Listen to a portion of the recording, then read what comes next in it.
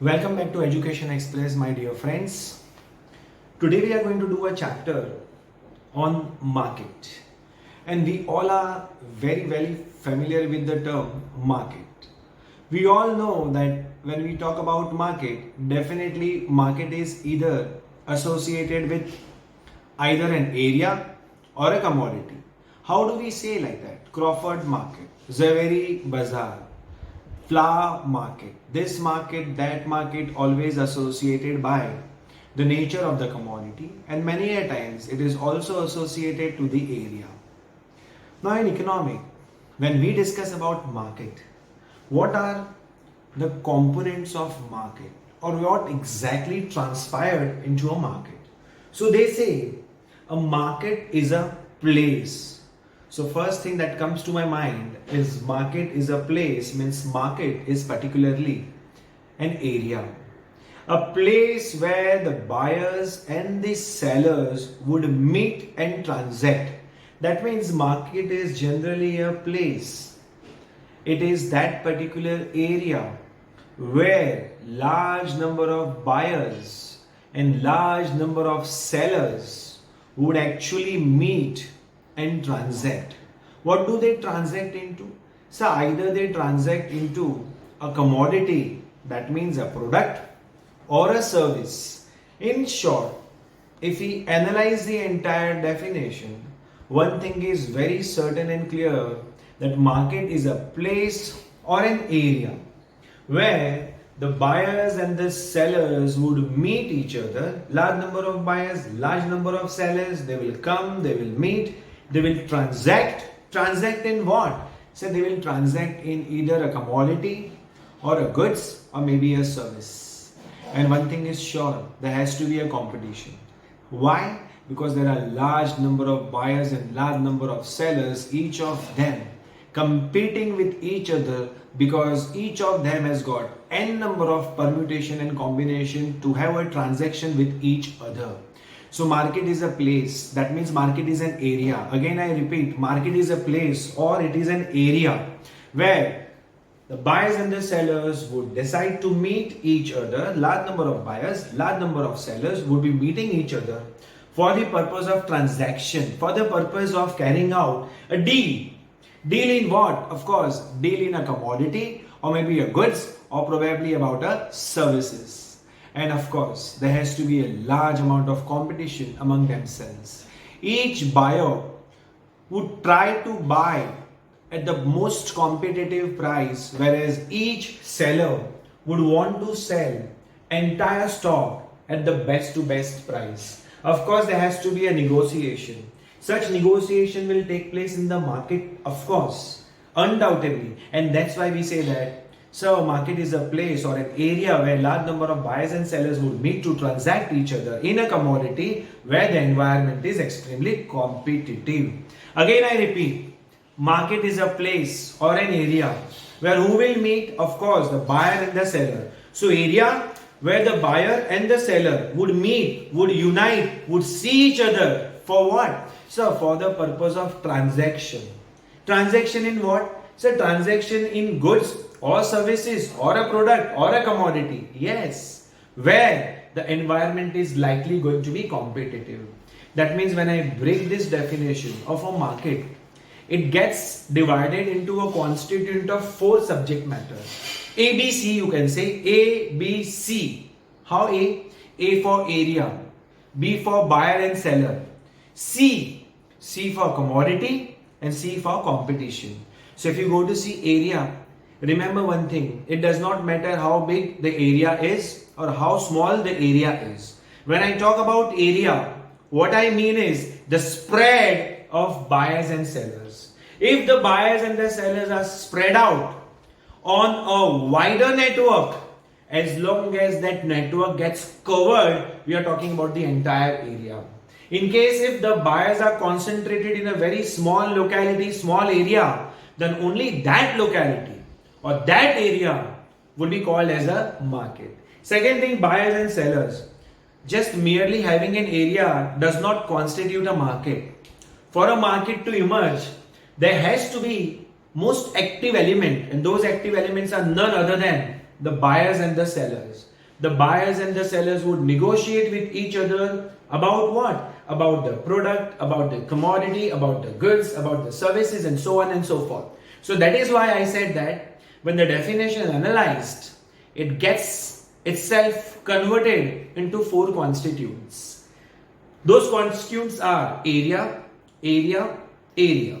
Second is, of course, buyers and the sellers. Area itself would be a dominant in case if buyers and sellers are not there. So it's very essential that we have large number of buyers and sellers. Buyers and sellers would meet each other to negotiate for what? So negotiation would be with respect to the product, with respect to the services, with respect to the commodity, with respect to the prices, and of course, undoubtedly, all these things will happen in a very, very competitive environment. Each of them would like to maximize, each of them would like to maximize from seller's point of view, would like to maximize the profit. From buyer's point of view, he would like to minimize his cost. These are the most important economic agenda and objective with which the market is actually emerging. So, we are very well versed about the market. Now, what are the different types of market that do exist in economy? So, economist has to say that when we talk about a market, generally a free market. So, in a capitalist market, the market can be divided into four different types of market. To begin with, we have a perfect competition, we have a monopoly, we have monopolistic competition, and then finally we have an oligopoly. Of course, there are other forms of market also, duopoly, etc. But that does not constitute the part of our syllabus. The scope and the syllabus is limited only to perfect competition, monopoly, monopolistic competition, and oligopoly. Now, when we talk about perfect competition, what exactly we are talking about? What is the model? First thing, let me make it clear, my dear friends, those who are studying economics with lots of interest, the model of perfect competition in reality does not exist anywhere in the world. So then why are we studying the model?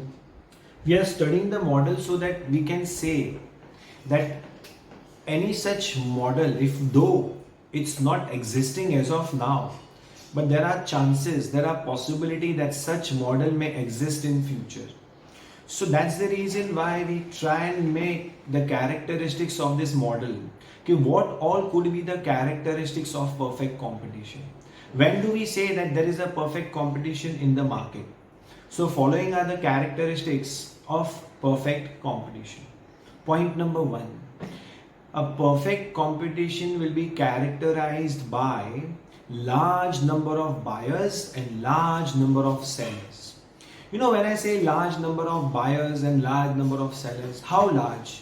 So large, so large, so that a single buyer should not be in a position to influence the market. For example, let us say if you talk about a Parle-G biscuit, you know for a fact that Parle-G biscuits will be available at each and every shop that you visit. Whether you go to the most advanced urban area, you go to suburban area, you go to remotest remote area, you go to village, taluka, panchayat, you go to district, you go to any remote area, you will see that the distribution network of the Parle-G biscuit is such that it is available almost everywhere across the country. The one thing is certain, there are large number of sellers who are selling the product so called as Parle-G. At the same time, there are large number of buyers also who is willing to buy.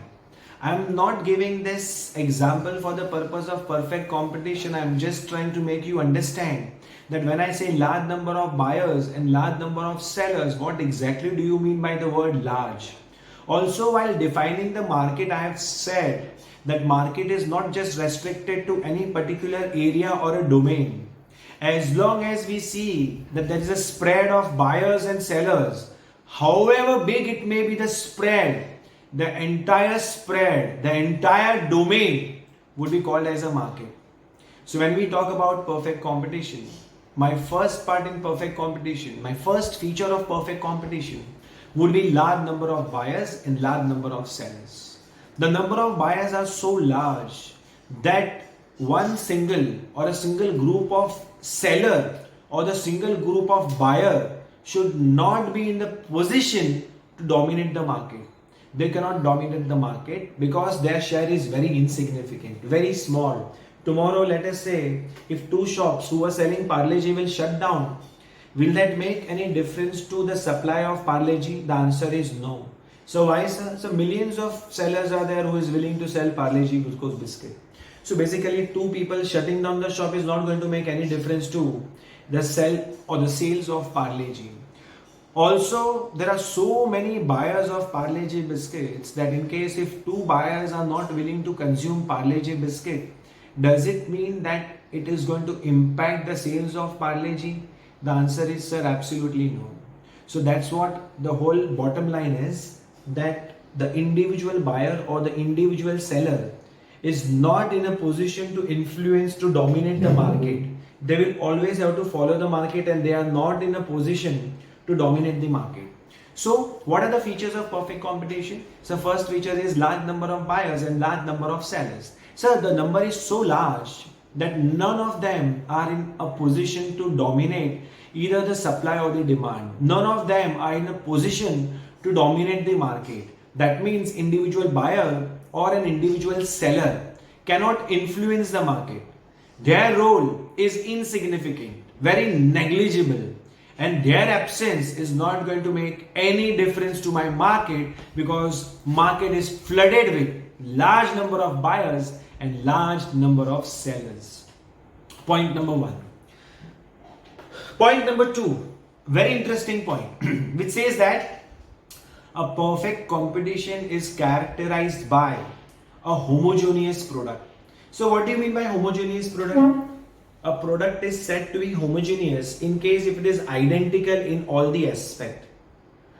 That means the product has to be identical, same to same. That means same color, same feature, same weight, same taste, same looks, same packaging, etc.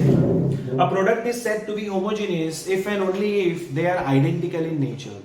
In perfect competition, all the sellers will sell the same product, identical product. You know why?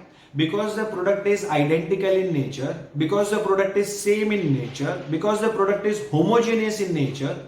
A buyer will not have a preference for a particular seller. A buyer cannot say or differentiate between the two sellers, saying that seller A is having a different product as compared to seller B.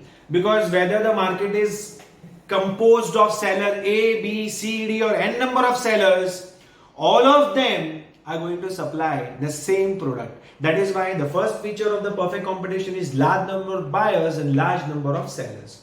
The second being, of course, so it's a homogeneous product. That means it's an identical product. That means same color, same features, same look, same packaging, same taste, same preference, everything remaining same. So that we will not find any single seller selling a different product. In fact, all the sellers would be selling the same product so that the buyer does not have any preference for a particular seller. So the first feature, large number of buyers and sellers. Second feature, sir, homogeneous product. Third, very interesting. Sir, there will be a unique price prevailing in the market. That means the selling price of the product in the market will be same. All the sellers will be selling at the same price. All the sellers will be selling unit price in the market, same price in the market. Imagine if a seller will differentiate among the price. Of course, yes, the buyer would have a preference for those sellers who are selling at a lesser price. But the matter of the fact is, as I said, that in perfect competition, all the product will be homogeneous in nature and all the product will be sold at the same price. Because all the sellers are selling at the same price. So no one single buyer or a group of buyers or all the buyers would have a preference for any particular seller. So they cannot have any particular preference for a particular seller. All of them are selling the same product. All of them selling at the same price. So of course, yes, one thing is clear that no one will have a preference for any one particular seller, and henceforth we call it, these are the unique features of perfect competition. To reiterate again, what is a market? So market is any area or a place where large number of buyers and sellers would meet. for the purpose of transaction. In what? In commodity or goods or service or a product where it is a very competitive environment. When I analyze the definition of market, I understand that market can be actually analyzed on the four parameters. So market you define with the help of area as a location, area where the large number of buyers and sellers will be concentrated. Second thing is B, large number of buyers and sellers. C stands for commodity. The buyers and sellers are going to deal in commodity or a product, or you can say any particular goods or a service. And finally, to end up, the environment in the market is going to be very, very competitive for a simple reason, which is composed of large number of buyers and large number of sellers. So then after that, what about market at capitalist economy? Market can be classified into perfect competition, monopoly, monopolistic competition, and oligopoly. This is what exactly we are going to study under our syllabus. We started with features of perfect competition, the first feature being large number of buyers and sellers. So what are the features of perfect competition? Large number of buyers and large number of sellers. What about second point? Yes, rightly pointed out, homogeneous product. That means identical product. That means all of them are going to sell the same product, same color, same look, same weight, same appearance, same packaging. So basically no single buyer can ever have a choice for a particular seller. Not only that, if you talk about third feature, it is unique price prevailing in the market. That means throughout the market, all the sellers would be selling the product at the same price. There cannot be a price differentiation. Unique price, same price is one of the most important feature of perfect competition. It is for this reason that all the buyers will not have a particular preference for a seller, for a single reason that all of them are selling at the same price and all of them are selling homogeneous product. No single seller or no single buyer is in a position to dominate the supply or a demand in the market. In the sense, their share in the market is absolutely negligible. So basically, they themselves individually cannot influence the market at all, as the market is composed of large number of buyers and large number of sellers. Point number 4, which says that there is a free entry and free exit in perfectly competitive market, which means there are many sellers in the market. If some of them wish to exit the market thinking that this market gives you fixed amount of profit, normal profit, just normal profit, you cannot make abnormal profit, as everyone knows that Parle-G biscuits will be sold for 10 rupees. Everyone knows that they are going to sell for 10 rupees. They are going to buy for 9 rupees. So each and every vendor, each and every seller is going to earn only 1 rupee. So each of them are aware about the fact that there are large number of sellers. If anyone wish to exit, shut the business, he may go, he may leave, thinking that the margin is absolutely fixed. It's not going to get enhanced. It is not going to increase. So I have to live with that, but I want to do something else. I cannot live with the same margin almost every year, almost all the decade. So what do? I would like to exit the market. Absolutely yes. If you feel so, you can exit the market. It's not going to make any difference to my market. Imagine if tomorrow you talk about airline company and if there are only 5 airline companies, or you talk about, let us say, telecommunication. Here also we have 3 to 4 operator, maybe Reliance Jio, maybe Vodafone, Bharti Airtel, and then you talk about the government agencies or the government companies. So if 1 or 2 of them would shut down, it's going to impact you. It's going to impact the country very badly. Because of course, each of them has got sufficient number of subscribers. But in perfectly competitive market, we don't have just merely 4 to 10 sellers. We have millions of sellers. Now out of those millions of sellers, a few of them would like to leave the market. Most welcome. They can leave the market whenever they feel feasible. It's not going to influence my market at all. That is a freedom that they enjoy in perfectly competitive market. Whoever wants to come and join in. Whoever wants to leave, you can leave the market. You see across the country there are so many shops selling You can talk about medicines, pharmacies, chemists. So my dear friends, when we talk about perfect competition, as I told you earlier as well, the perfect competition would be characterized by large number of buyers and large number of sellers. Point number 2, homogeneous product. That means throughout the market, identical product would be sold in the market. Point number 3, unique price prevailing in the market. That means there would not be a price discrimination. Each seller would sell the product at the same price. This is for this reason that no particular buyer can have a choice or a preference for a particular seller. As I was giving an example of an aviation industry, or maybe you talk about telecommunication industry, if any two telecommunication operator cease to exist, in that case it will lead to lots of disruption, because there are only 4 telecommunication operator, of which if 2 cease to exist, it's going to be a very challenging time for not only the regulator but also to all the subscribers, because the present 2 subscribers would not be able to take the load of the other 2 subscribers who are going to seize the market. But when you talk about perfect competition, the number of the sellers are so large, so that even if some of the producers or some of the sellers would exit the market, it's not going to make any difference to my market. In short, to sum up, the 4 features: large number of buyers and large number of sellers, point number 1. Point number 2, homogeneous product. That means identical product will be sold in the market. Point number 3, that is unit price prevailing in the market. That means all the sellers are going to charge the same price to all the buyers in the market, so that the buyer may not have a preference for a particular seller. And lastly, there is a free entry and exit. Whoever wants to continue doing the business may continue.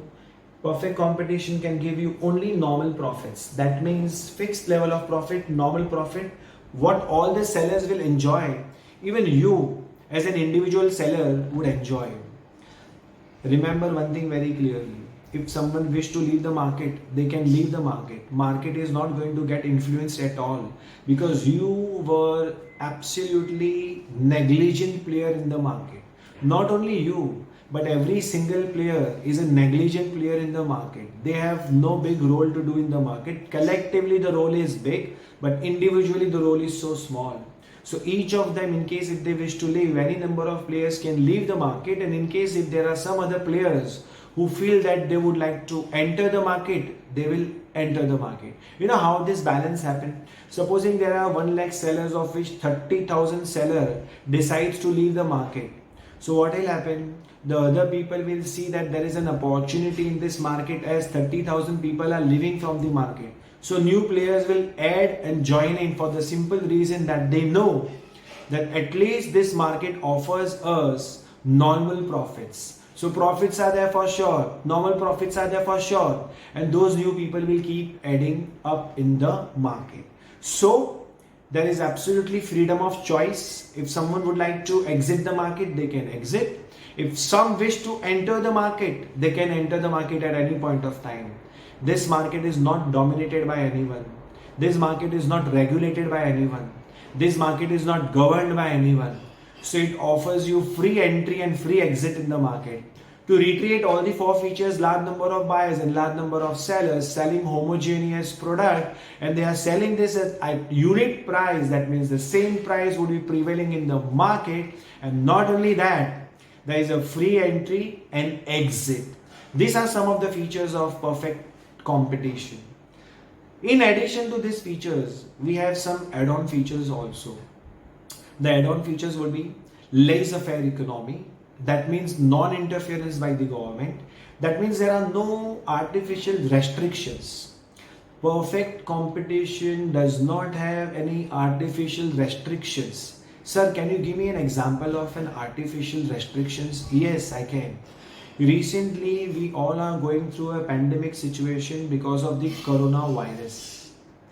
All the countries across the world are in need of the right pharmaceuticals. So the government has actually restricted or banned few chemical salts, genetic chemical medicines. Those are called as generics. Now the salts or the drug which is required for the purpose of making this generic drug, they are absolutely banned from exporting. That means earlier the notification of the government came wherein this pharmaceutical major were not allowed to export those chemical salts. So can I say that there is a restriction on the part of the government with respect to interference of your business? Now such restrictions you will not see in perfect competition. In perfect competition, a seller can sell any number of units to whomever he wants. A buyer can purchase any number of units, how many ever number of units he wants to buy. So as I said, that restriction plays a very important role, but in perfect competition, there isn't any restriction. That is so good that the producer can produce, a producer can sell any quantity to whomever he wants to, whereas there is no restriction on the buyer as well, as the buyer can buy any quantity of product without having any restriction. So basically it does not have any kind of restriction. I'll give you another example of a restriction in case if you would like to know and if you insist. That would be if you see the oil marketing companies like BPCL, ONGC, MRPL, they all are selling the petrol not at the market price, but the price at which it has been fixed by the government. That means the entire oil marketing companies are completely restricted by the regulator, Ministry of Oil and Petroleum. So again, that would not be a perfect competition. For a perfect competition to exist, it should be absence from any kind of restriction.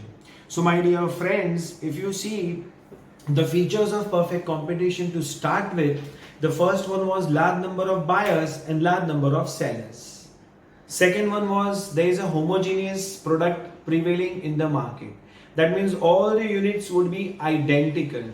The third one was unit price prevailing in the market. All the sellers will sell the product at the same price so that there is no price differentiation, and all the buyers would have no particular preference for any particular seller.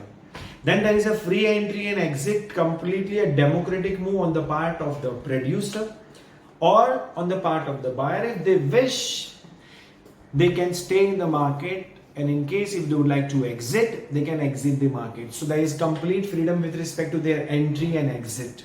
Now entry and exit would certainly depend upon the demand and the supply factor, but yet imagine it is such an important aspect that anyone can enter the market, or anyone who wish, they can exit the market.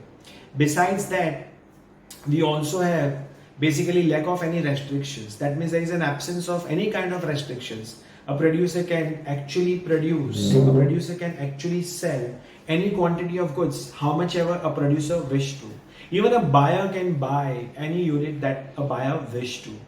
After that, if you notice the market composition, though we discussed 5 points so far, but all of them were genuinely very, very important. Sixth point, there is a free mobility of factor of production. You know who are the factors of production? So they are the one who will contribute to the production. There is complete mobility of all the factors of production. There is a complete mobility of the buyer, of the seller. That means the entire market does not restrict you area wise. That means everyone has a freedom to move from one place to another place. They have a freedom to move from one occupation to another occupation. We have not put any kind of restriction. Complete freedom with respect to mobility is assured in case of perfect competition. One more task, that it is assumed that there is a perfect knowledge on the part of the buyer as well as the seller. That means the buyer is aware about the fact that what are the products and what are the prices that are prevailing in the market, so that no seller can fool a buyer. And even the seller is in a position to understand that what are the price at which what other producers are selling the product and their prices. So The assumption of the perfect knowledge on the part of the buyer and seller is also one of the requisite of the features of a perfect competition. So far, we have discussed 7 features. Let me reiterate all the 7 at one go. Large number of buyers and large number of sellers, homogeneous product, unit price prevailing in the market, free entry and exit. Yes, that means anyone can enter or exit at any time whenever he feels like. Absence of restrictions. So, laissez-faire economy, non-intervention by the government. Perfect knowledge on the part of the buyer and the seller that they are aware about the product as well as the price that has been quoted in the market. And lastly, that means we have done only 7, although they are 8. The 7th one being, so there is a perfect movement, that is a perfect mobility of factors of production, producers and sellers. They have a right, they have a freedom to move from one occupation to another, from one place to another in search of buyer, seller, in search of selling their product. That means any type of mobility is absolutely permitted. Finally, to ensure that each producer incurs the same cost of production, so it is assumed that all the producers incur just one type of cost, and that is production cost. Rest, all the different types of cost with respect to advertising, marketing, finance cost, they are all assumed to be nil, or they are not taken into consideration while making an assessment with respect to cost. So my dear friend, perfect competition comes with the caveat that we take into consideration only production cost, or it is assumed that the producer is going to incur only production cost. Dear friends, though it's very easy and manageable to do and mug up these 8 points, memorize these 8 points. When it comes to understanding this aspect, then I would say that the features of perfect competition or a perfectly competitive market does not exist anywhere across the globe. This model is absolutely theoretical. This model is not a practical model. Imagine large number of buyers and sellers. Homogeneous product. Now practically it is not possible to have a homogeneous product, because even though if I am talking about a Parle-G biscuit, the quality which you get at one vendor and the quality that you get another vendor, because both of them are adopting a different method of storage, would definitely certainly would differ. But we are assuming that each of them would be selling the same product, that is homogeneous. Unit price prevailing in the market, free entry and exit, absence of government intervention. Also we are assuming free mobility of workers, factors of production. We are also assuming that the buyers will have a complete knowledge. All these things to converge at one point of time is practically not possible. And lastly, we are making such weird assumption that the producer will incur only one type of cost, that is production cost. But nowadays if you go to see, we have to incur lot many costs which are indirect nature. So to conclude, what I meant to say is perfect competition in reality does not exist. It is merely a theoretical concept. To recap the whole chapter, we begin with market. Market is any particular area where large number of buyers and sellers would meet. They would transact in commodity, maybe goods, maybe product, or maybe a service. And of course, there is going to be a price negotiation or a product negotiation. In a competitive, healthy environment. To sum up, when I define or when I analyze the definition of a market, I come across 4 points. A, B, C, C. A stands for area, from where they operate, that is a location. B stands for large number of buyers and sellers. C stands for commodity or a product or a goods or a services in which they deal. And C stands for there is going to be a cutthroat competition or a competitive environment in which they are going to deal. When we talk about market in capitalist economy, market can be divided into 4 parts. That is perfect competition, monopoly, monopolistic competition and oligopoly. Remember, we have only this much in our syllabus, but otherwise we have other aspects of market also. Besides that, what are the features of perfect competition? So as discussed earlier, perfect competition, large number of buyers and sellers, homogeneous product, unit price prevailing in the market. See, free entry and exit for perfect knowledge on the part of buyer and seller, non-intervention by the government, or rather you can say no restrictions or absence of restrictions. 7. That is a perfect mobility of factor of production as well as buyer and the seller. And lastly, sir, when we talk about cost, we are assumed, or it is assumed that in perfect competition, we have only production cost and no other cost would be incurred. That means finance cost, transportation cost, selling and distribution cost, marketing cost, advertising cost, storage cost, warehousing cost, they are absent. So my dear friends, whatever we have learned today, have a look, have a glance at all that thing that we have done today. If you talk about a market is a place or an area where the buyer and the seller meets to negotiate a transaction in commodity in a competitive environment. So there are 4 aspects that must be remembered: area, buyer and the seller, commodity, and of course competition. A, B, C. When we talk about market, our syllabus covers only 4 types: perfect competition, monopoly, monopolistic competition, and oligopoly. As far as our syllabus is concerned, we have only 4, and just now we'll be doing in detail about perfect competition. When we talk about the features of perfect competition, we know that there are large number of buyers and large number of sellers. There is a homogeneous product. There is a unique price prevailing in the market. We know there is a free entry and exit. It is assumed that there is a perfect knowledge on the part of the buyer as well as the seller. We know there is a non-interference by the government. That means there are no or lack of restrictions, artificial restrictions that we talk about. There is a perfect mobility of factors of production. And finally, when we talk about cost, in perfect competition, only the production cost gets recognized. That means it is assumed that only the producer is going to incur production cost. Now, besides that, it is also very essential to understand the revenue curve of a producer under perfect competition. My dear friends, one must know that we have taken into consideration that in perfect competition, one of the feature was that the producer is going to incur only the production cost. One of the feature also says that all the units would be sold at the same price. Now, here let me make you understand what do you mean by revenue. The word revenue means sales. How do you get the word sales from?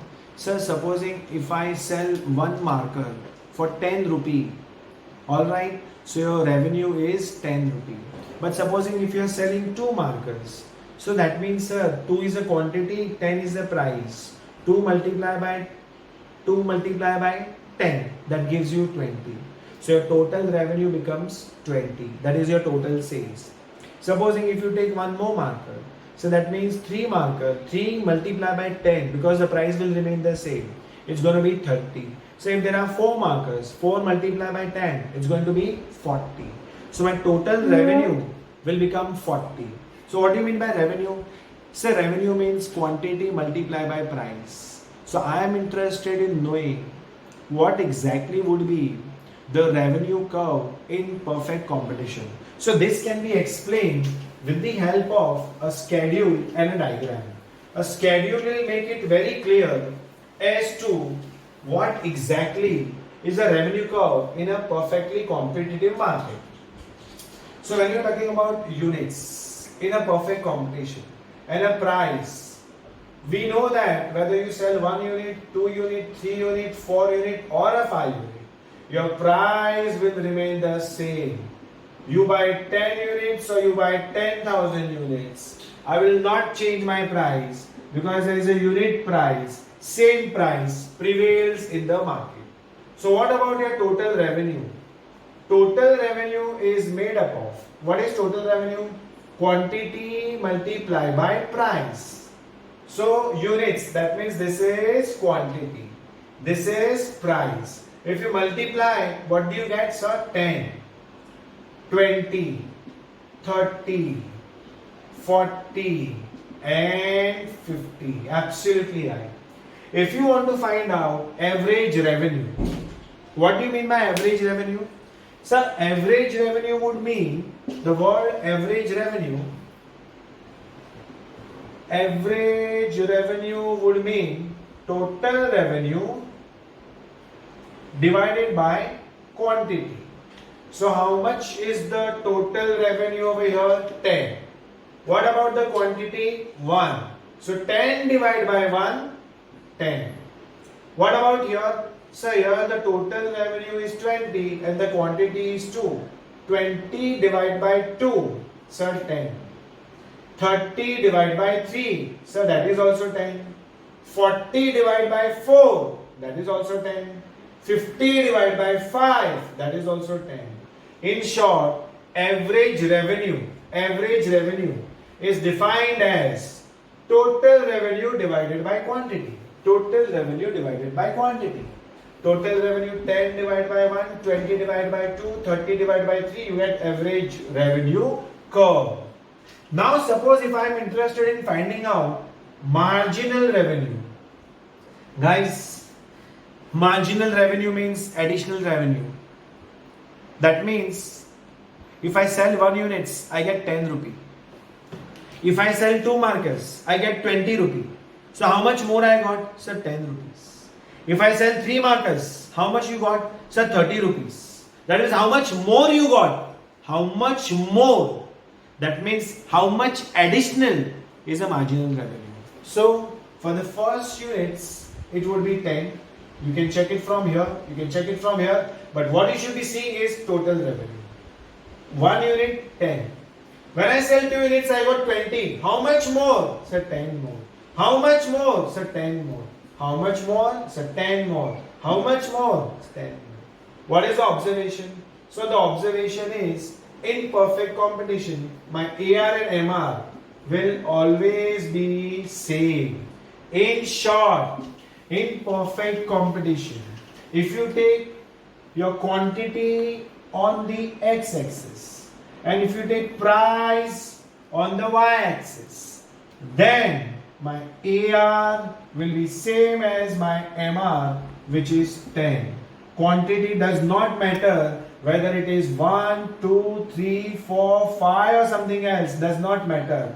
My AR and my MR will always be the same. Not only that, will always be equal to your price. You can check it out, what is your price. Yes sir, my price is also 10. In short, price is also called as average revenue. So my dear friend, this is very important. Extremely important. One must know this very well. The fact that in perfect competition, all the units will be sold at the same price. So my price is going to remain the same. Price will not change. What about total revenue? So you said that total revenue equals to quantity multiplied by price. These are the quantities. Price remaining same. Total revenue 10 into 1, 10, 20, 30, 40, 50. What about average revenue? Say average revenue means total revenue divided by quantity. 10 divided by 1, 20 divided by 2, 30 divided by 3, 40 divided by 4, 50 divided by 5. They all will result in 10. What about marginal revenue? So marginal revenue is additional revenue that you got from the sale of additional unit. Over here, the first one being 10. How much more I got? So from 10 you moved on to 20. So addition is 10. From 20 you move to 30. Addition is 10 and so on and so forth. So if this is the price, this is the quantity, then in that case you sell 1, 2, 3, 4, 5 does not matter, price remains the same. Therefore AR equals to MR equals to price. This is, you can say, my price line is my price line. That means you call it AR or you call it price, is parallel to x-axis. Absolutely right. That means the average revenue curve would be parallel to x-axis in perfect competition. Remember my dear friends, the modern market is not just restricted by the area, because the clients as well as the producer can have a relationship over a phone call, or maybe an online relationship, that also transpires into a market. So definitely the evolution of the market just from area restricted has got a complete new dimension, a complete new dynamic in nature with respect to its feasibility, with respect to its applicability, with respect to its frontiers, would definitely achieve a new horizon once we take into consideration all the forms of communications that can be established between the buyer and the seller without taking into consideration the area restriction. It is for that reason that I said that a market cannot be restricted just merely on the aspect of the location or the area, but will also include those buyers and sellers, though they are spread out, but they are connected via one or the other form of communication device with each other. With this, my dear friends, my first module on perfect competition comes to an end. Thank you so much for watching, and I would really appreciate in case if you can give your feedback whether you like the lecture and how and efforts can be made to bring it more interesting for me. Thank you so much for watching it. Thank you so much.